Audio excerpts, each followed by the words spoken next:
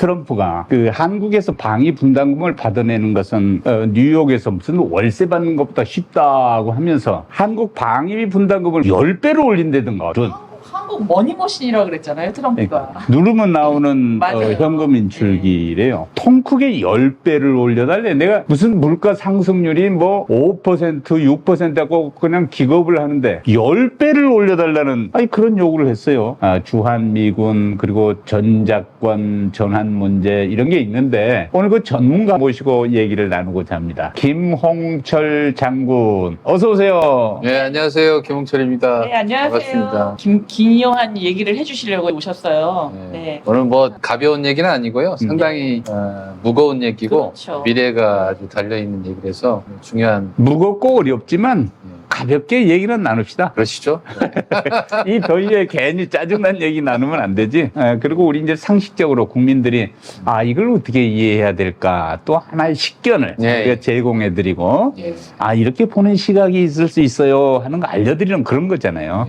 무슨 전문 지식을 전달하기보다. 네, 하여튼 뭐 쉽게 얘기를 해보도록 노력하겠습니다. 그러니까 어려운 얘기일수록 쉽게 풀어야 돼. 김홍철 공군 장군님은 합동대학장을 하셨고요. 총장을 하셨고요. 또 뭐셨더라? 저는 장군 마지막 보직은 합동군사대학교 총장을 했고요. 그전에는 제3훈련 비행단장, 그다음에 전작권 전환과 연관됐을 때는 이제 전작권 추진 부단장. 예. 중요한 일을 많이 하셔서 전문성을 확실히 쌓은 정치학 박사십니다. 굉장히 중요한 얘기잖아요, 우리나라에. 지식적으로 풍부하신 분들이 나오셔가지고 전 모르는 거를 너무 많이 알게 돼서 너무 감사드려요. 늘. 오늘도 많이 배우시죠, 뭐. 네, 그러려고요. 예. 그렇게 뭐 띄워주시니까 제가 갑자기 우쭐하는데 뭐 그 정도는 아니고요. 그냥 실무에서 한미 협상을 많이 해봤고 그다음에 전작권에 대한 조건에 대해서 실질적으로 평가를 해봤습니다. 그래서 할 수 있는 얘기는 뭐 충분히 있다라고 생각합니다. 지금 우리나라가 발전해가는 과정에서 지금 미국하고 한미 관계에 있어서 전작권에 대해서 말이 많잖아요. 요즘에 새로운 정부 또 들어서 저희한테 알기 쉽게 얘기해 주시면 너무 감사드릴 것 같아요. 미국 군인들은 한국을 바라보면서 얼마 전에 뭐라고 그랬더라? 중국을 견제하고 러시아를 견제하는 거대한 항공모함이래, 한국을. 네. 지네 땅이야, 지네 배구. 아직도 그런 사고를 가지고 있어요. 아니 그게 이제 그때 전략이니까 뭐 네. 그렇다 쳐. 한국을 뭘로 보는 건지 트럼프 억지 쓰는데 이거 걱정이에요. 우리 대통령이 또 가서 이제 협상도 하셔야 되는데. 정말 기분 나빴어요. 대놓고 코리아를 그냥 머니머신이라고 그러는데. 그런데 전시 작전 통제권 이게 뭡니까? 이제 먼저 말씀하신 걸 간단히 조금 전에 얘기하신 거를 먼저 얘기하면은 이제 트럼프의 기본적인 협상 전략은 그 앵커링 이펙트, 그러니까 먼저 선점 효과를 노린 다음에 그 다음에 협상을 이루어지는 형태 아닙니까? 그 기존에 트럼프 일기 때는 100%가 아니라 50% 정도 인상하자고 했는데 그때도 터무니없다라고 얘기를 했고 그렇죠. 그래서 그때는 트럼프 정부 끝난 다음에 바이든 정부 들어오면서 협상을 했지 않습니까? 맞아요. 이번엔 또 더 재밌는 게 트럼프 정부 들어오기 전에 먼저 협상을 끝내놓고 기다리고 있는데 아니나 다를까 또 새롭게 협상을 해야 되는 그런 상황이 발생했는데 결국 국가가 생각하는 건 똑같습니다. 우리는 안 주려고 하고 그쪽은 이익을 찾으려고 하고 그렇죠. 여기서 협상의 균형 상태를 찾는 게 매우 중요한데 잘 될 거라고 믿습니다.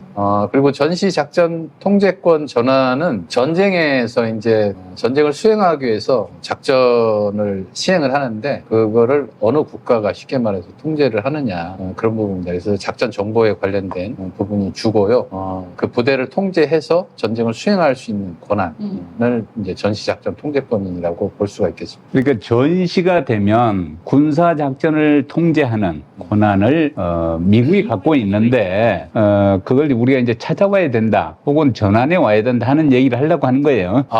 정확하게 얘기하면 미국이 갖고 있다라기보다도 지금은 연합사 체제로 운영이 되고 있지 않습니까? 네. 그래서 78년 이후에는 한미가 공동으로 갖고 있다라고 보시면 되겠습니다. 왜냐하면 한미 대통령들이 전략 지침을 내린 다음에 SCM, MCM을 통해서 이제 연합사령관이 전쟁을 수행은 데프콘 3부터 하게 되고 있기 때문에 엄밀하게 얘기하면 현재도 한미가 공동으로 가지고 있다라고 보는 게 정확한 표현이라고 할 수 있겠습니다. 한미가 공동으로 하고 있는데 뭘 찾아와요? 전시작전 통제권에 대한 데프콘 3 이후에 대한 이제 권한을 현재 연합사령관, 미 연합사령관이 갖고 있는데 그 부하로 보면 이제 한미가 같이 전쟁을 수행을 하고 있죠. 근데 이거를 우리 한국군이 이제 한국군의 연합 한국군이 연합사령관을 맡으면서 한반도 내에서 전쟁을 수행할 수 있는 권한을 가져오자. 이게 현재 전작권 전환의 개념이 되겠습니다. 한 나라의 군대라고 하는 것은 엄연한 주권 사항인데 그렇죠. 예. 이제 전쟁을 수행하면서 작전을 수행하는 지휘권 그리고 이제 작전 통제권은 이것과는 조금 다른 개념인데 뭐 군인을 거기다 보직한다든가 물자를 대준다든가 군수 지원을 한다든가 이런 문제는 빼고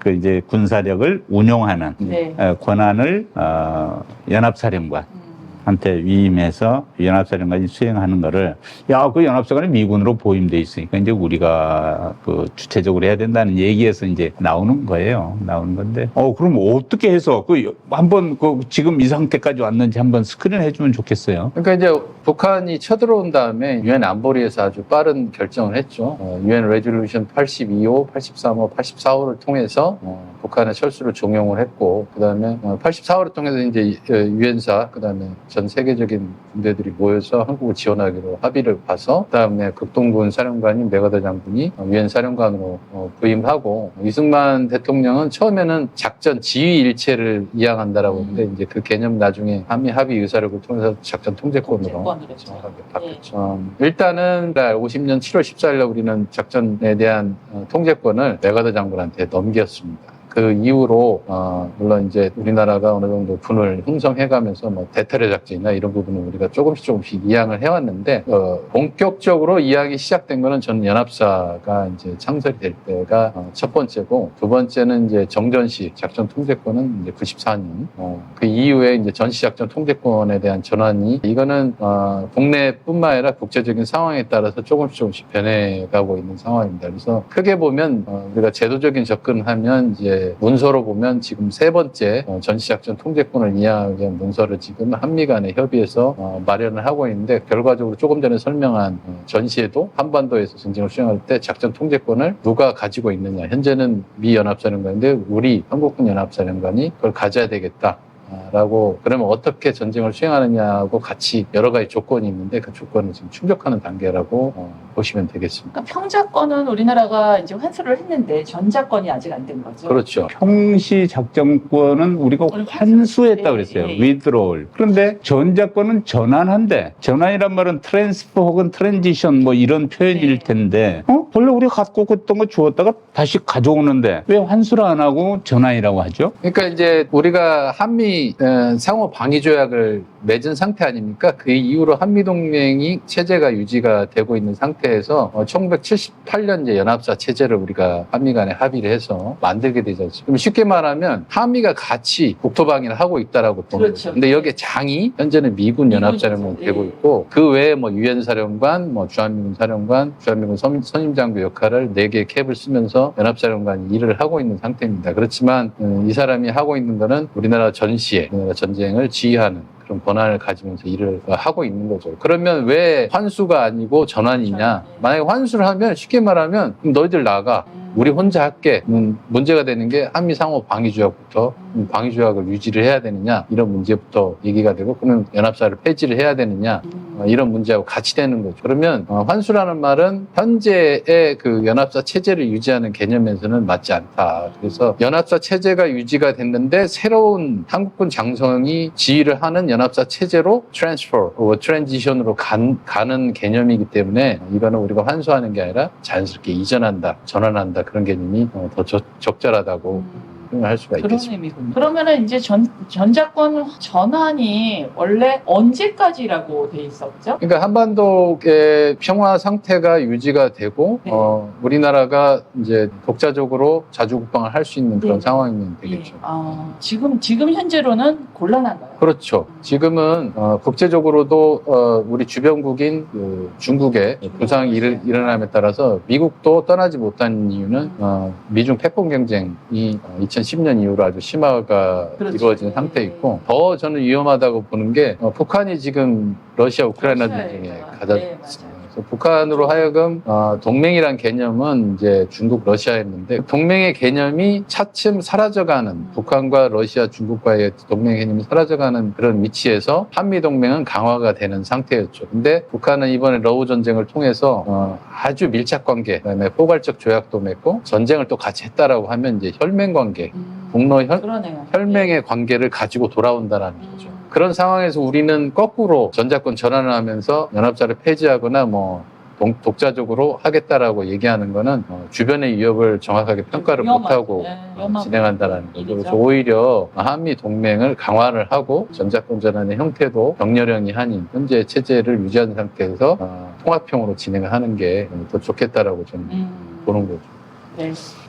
지난 2000년대 초 노무현 정부는 2012년 4월 17일까지 전자권을 환수 혹은 전환을 완료하겠다 하고서 날짜까지 못 박아서 합의를 했어요. 예. 그런데 그 이후에 이게 이제 지지부진해지면서 여러 가지 조건들이 이제 등장을 했잖아요. 조건이 좀 붙는다. 상황이 좀 바뀌어야 된다. 몇 가지를 갖다 이제 붙이면서 이게 딜레이 돼서 지금까지 이제 안 되고 있는 상황이죠. 진보 정권에서는 자꾸 환수라는 말로 맞아요. 원래 예. 우리가 갖고 있던 권한, 중요한 주권 사항이다는 표현을 많이 하고 또 이제 보수 정권에서는 위협에 대한 대응 차원, 미국과 그 한반도 방위 차원 이게 서로 이제 상황이 좀 달리 해석하다 보니 용어에서도 약간 그 뉘앙스가 다른 언어를 쓰긴 했으나 여하튼 우리 국민들은 이제 아니 북한에 비해서 재래식 전력에서는 월등하게 앞선 군사를 갖고 있는 한국이 그렇죠. 왜 아직도 그러면 자국군을 스스로 작전 지휘할 수 없는 상황에 그렇죠. 미국의 방치해두고 예. 있느냐 하는 생각이 있을 거 아니겠어요? 그렇죠. 예. 근데 다만 이제 나중에 등장한 것이 북한의 핵 문제를 걸어서 이게 핵에 대한 대응책이 없지 않느냐. 이걸 어떻게 하냐? 그러니까 그거는 이제 확장 억제라는 이름으로 그걸 받아내는 제도적 장치가 있는 한 우리가 이제 받아오는 게 맞다 하는데 거기에 이제 문제들이 몇 가지 있어요. 있다 보니까. 전자권 전환이 꼭 필요한 것인가? 지금 꼭 해야 되는 것인가? 하는 이제 근본적인 문제에 봉착을 하는 거죠. 저는 그 노무현 정권 때 STP 그러니까 Strategic Transition Plan 그러니까 전환 계획이 나올 때만 해도 그때 국제 관계는 냉전이 이제 종식이 되고 미국으로 하여금 국방비도 삭감을 해야 되고 이에 따라서 해외 주둔군 재배치뿐만 아니라 이제 동아시아 전략 구상을 통해서 이제 한국이 평시뿐만 아니라 전시에도 전시에 대한 네. 작전 통제권을 가져가라 이렇게 이제 미군이 계획을 했었는데 네. 미국이 계획을 했었는데 북한이 핵을 개발을 하고 제 1, 2차 북핵 위기가 오면서 평시 먼저 가져오자라고 해서 이제 노태우 정권에서 김영삼 정권을 넘어오면서 이제 평작 정전시 작전 통제권을 먼저 가져오죠. 근데 그때 이후에 노무현 대통령이 들어올 때는 이제 북한이 2002년 이후에 또 2차 북핵 위기의 형태로 하면서 핵 개발, 우라늄을 이제 보여주고 그 다음에 장거리 미사일을 또 발사를 하게 됩니다. 그런 상황이 계속 되고 천안함 폭침뿐만 아니라 2010년 이후부터는 본격적으로 중국의 부상이 일어나고 미국으로 하여금 미중 패권 경쟁에 대한 우려를 하게 되죠. 그런 차원에서 외부 환경이 변해서 그러면 원래 2012년에 하기로 돼 있던 걸 2015년을 먼저 미루자. 그렇게 해놓고 SA-2015로 진행이 되다가 2013년에 또 3차 핵실험을 하게 되죠. 북한의 핵 능력이 진짜 현실화가 됐구나. 네, 그러면 그렇죠. 우리도 새로운 개념으로 접근해보자. 그래서 이제 조건에 의한 전자권 전환이 필요로 했던 것입니다. 그래서 이런 차원의 국제관계하고 그다음에 남북 간의 이러한 일들을 고려를 했을 때는 그냥 이런 정부나 제도가 변해온 건 아니고 한미 간의 협의하에서 계속적으로 변화가 이루어진 거지 특별하게 우리가 전자권 전환을 해야 되겠다라고 한국이 원한다고 해서 이렇게 진행이 된 건 아니고요. 한미 간의 협의하에서 계속적으로 필요성에 의해서 진행이 되고 있고 지금도 그렇게 진행이 되고 있다라고 보고 있고 전자권 전환이 왜 필요하냐. 결과적으로 지금은 더 필요하게 됐어요. 우리는 안 받아오고 싶은데 이제 미국이 전략적 유연성뿐만 아니라 미국의 힘의 감소 국제적으로 그다음에 중국의 부상, 힘의 증가 거기에 대만 위협의 증가. 그러면 미국으로 하여금 새로운 전략을 짜게 만들게 되는 거죠. 트럼프 정부로 이어지면서 바이든 정부하고 새로운 게 있느냐? 아니죠. 대중 정책은 일관성을 가지고 이어져 오고 있어요. 왜? 중국의 위협이 커가기 때문에. 그래서 미국도 그런 차원에서 새로운 전략을 생각을 하고 있는데 거기에 하나가 우리가 미국이 중국하고 싸우는데 과거처럼 두 개의 전쟁을 수행할 수 있는 능력이 안 된다라고 이제 2024년에 보고서에 보면 CSIS나 여러 지금 엘브리지 콜비도 연합뉴스 한국에 와서 또 그런 얘기를 했어요. 이제 어렵다. 그러면 동맹국들이 자국 방위를 해라. 또 유럽도 하고 네. 일본과 한국도 자국 방위를 해라. 그 대신 미국은 중국에 집중을 할 것이다. 라고 해서 이제 전략적 유연성에 대한 개념이 계속 등장을 하고 있는 상황입니다. 거꾸로 얘기하면 지금의 전작권은 우리가 필요로 하든 필요로 하지 않든 미국은 우리한테 푸시를 할 거고 네. 우리도 우리 자국 방위를 위해서라도 작전 통제권을 가지고 우리가 싸우는 능력을 키워야 되는 그런 시점이라고 보는 거죠. 그래서 지금은 과거보다 어느 때보다 국제정치 상황으로 우리가 전작권을 가져와야 돼. 가져온다는 말은 트랜지션을 해야 되는 그런 시점에 와 있다. 그리고 스스로 준비를 해가야지 떠밀려서 했다가는 나중에 큰 코 다치는 수가 있으니 전작권 전환에 대한 준비를 잘 해나갈 필요가 있다라고 저는 균형 있게 갈 수 있는 그 전환이 필요하다는 거죠. 그렇습니다. 네.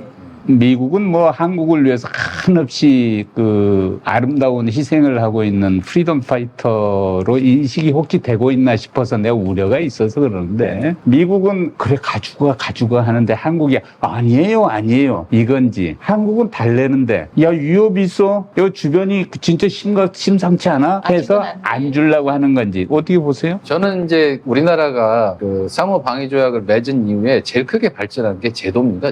SCM이나 MCM을 통해서 한미가 서로 얘기할 수 있다라는 그리고 자기가 원하는 정책에 대해서 얘기를 하고 또 미국도 그게 마음에 들지 않으면 아니라고 얘기를 하고 우리는 또 그거에 대해서 또 반박을 하고 이런 제도가 잘 수립이 돼 있어서 지금도 서로 티격태격하고 싸우는 경우도 있고 이익의 충돌이 있지만은 어떤 형태로든 한미가 그래도 서로가 합의된 방향으로 가고 있다라는 거죠. 지금 미국이 전략적 유연성을 얘기하고 우리는 지금 그런 시기인가라는 고민을 하고 있고 미국이 어떻게 나올 것인가에 대한 불확실성이 상당히 높은 상황에서 고민을 하고 있는데 이것도 한미가 서로 깨놓고 얘기를 했을 때 분명히 좋은 방향을 찾을 수 있을 거고요. 그게 빠르다 늦다는 서로가 전략적 상황 판단을 한 다음에 논의해서 결정할 수 있다라고 봅니다. 만약에 그게 잘못되었을 경우에는 국방부 장관이든 대통령이든 여러 가지 또 수단을 통해서 그리고 채널을 통해서 그런 걸 얼마든지 서로 얘기할 수 있는 그런 아주 오래 숙성된 동맹의 관계이기 때문에 네. 저는 그런 것에 대해서 특별한 문제가 없다라고 보고요.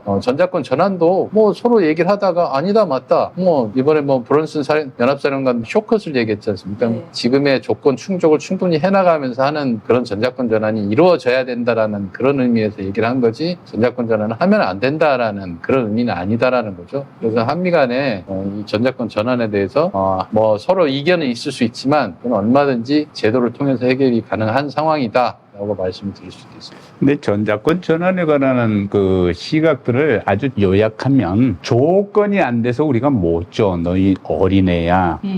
그런 것 같아요. 그런 얘기 있잖아요. 또 상황이 심각한 걸 너희 잘 모르잖아. 정보 감시 능력이면 뭐면 능력에 기반해서 능력이 딱 찼을 때 가는 건데 너 아직 어린애야. 그런데 실제 이제 군사력의 운영 수준이라고 하는 거는 지금 군사력이 우리 누가 말해도 세계 5위고 6위고 어쩌고 한다면서. 근데 무슨 어디서 5위고 6위가 지가 마음대로 작전을 못해서야 그 얘기가 되겠어요?